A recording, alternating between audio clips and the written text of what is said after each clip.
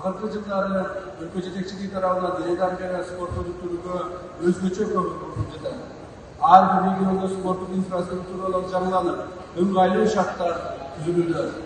Спорттун күрөш түрлөрүн өнүктүрүү максатында Кыргыз Республикасы президентинин демилгеси менен спортчу кыздарыбыз үчүн заманбап спорт комплекс куруп берди. Буюрса биздин мырза балбандарыбызга дагы ушундай шарттарды түзүп беребиз. Кыргызстандын намысын коргоп жаткан балбан уул кыздарыбыз 100 миңдеген мекендештерибиз силер үчүн жан тартып, жеңиштерде үмүт артып, Бишкек аренага келе албай калгандар түз ободо көрүп, толкундоо менен колдоп жатышат. Ошондуктан урматтуу спортчулар, урматтуу уул кыздарыбыз, силер спорттун жетекчилигиңиздерди жана эркиңиздерди көрсөтүп, өлкөбүздүн намысы үчүн аягына чейин күрөшүңүздөр.